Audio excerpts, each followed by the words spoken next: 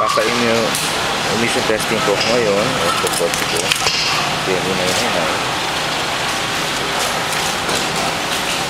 Ito po ay bago po ilagay yung CTO.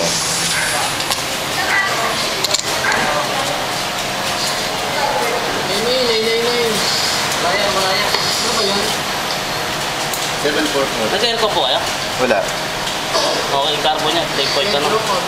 Yan, bawa ko. 3.8. Okay, carbo. Pa 3.8 to. Dapat 4 below. Buo nyo na yung machine, makikita lang po.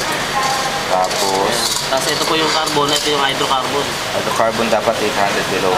So, okay pa ako. Okay ba nga po? Sige. Tama.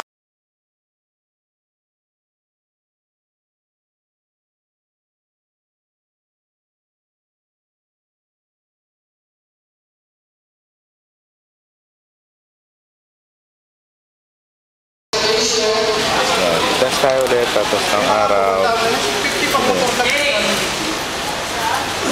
Yung mga motor na ganyan po.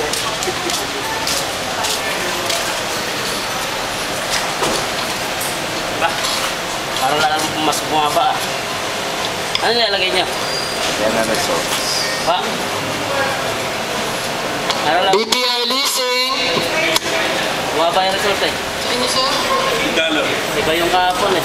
Pumunta lagi sunog. Kahapon 3 point something. 10.19 na lang. Hindi na lang oh. 20. BPI leasing. Yung hydro niya, baba rin. CGA 354.